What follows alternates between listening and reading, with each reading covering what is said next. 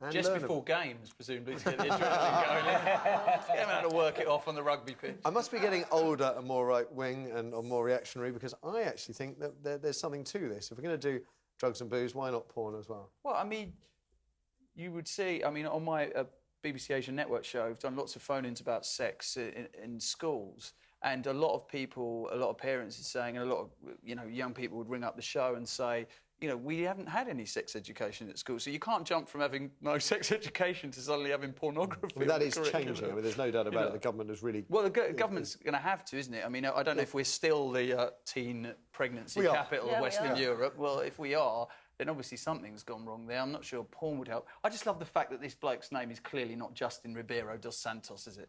Well, Wayne or something he's known to his mates down the pub. Justin Ribeiro dos Santos. Ridiculous. So, you're saying yes? No, I'm actually saying no.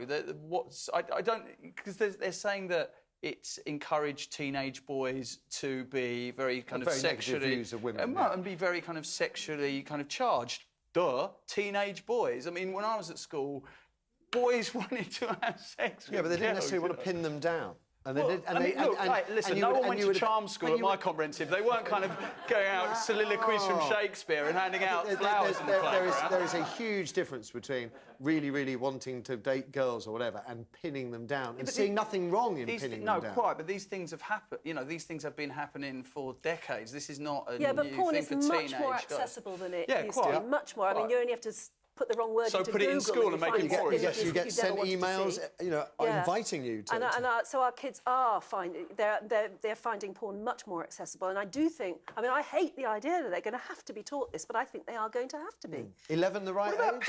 What about parents? They'll have seen it by 11. They'll have already seen these awful images by 11. Not the worst, one hopes, unless they live in that awful sort of family that we were talking about earlier. Well, you say because... But there's no way of stopping them seeing that. If you're seeing porn on the internet, you could see anything. No, it's not like there's here's the nice soft one that the kids... So they need to be discussing it. They need to be discussing it with a responsible adult, either their parents or a teacher in school, about the fact that this is porn, what it is. It is an industry. That's fine. You have that discussion in social studies, but I mean...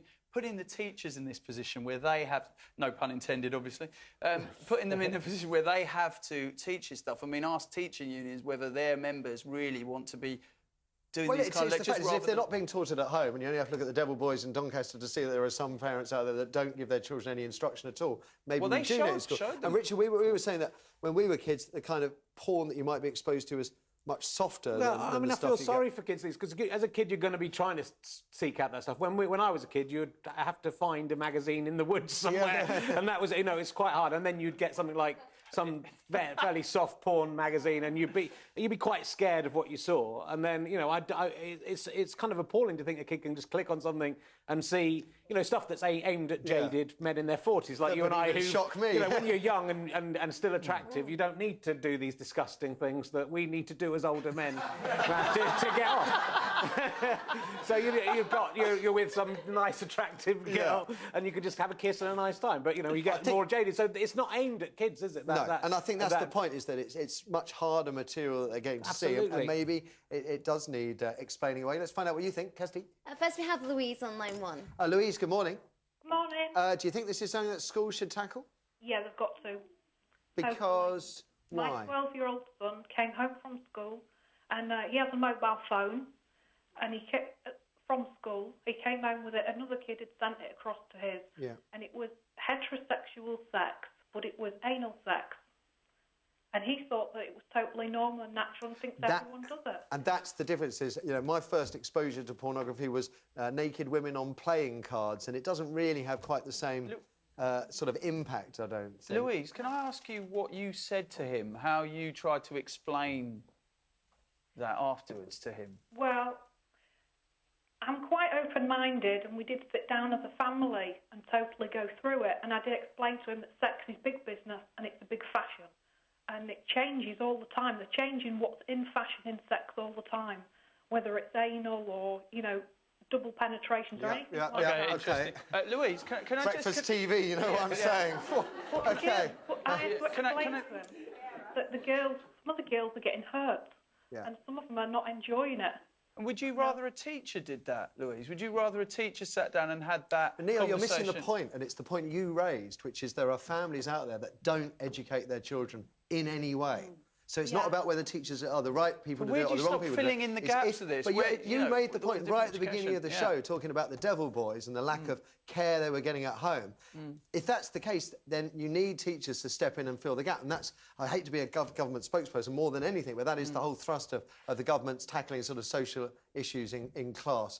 Louise, thank you. Let's get one more quick one. We have Lucinda on line 4. Lucinda, good morning. Good morning. Hi there. Hi there. Something teachers should tackle in class? Sorry, say that again? Is porn something that should be tackled in the classroom? I think it should be. I mean, I've worked for about 7 years now with court-mandated men who have perpetrated of domestic violence. Right.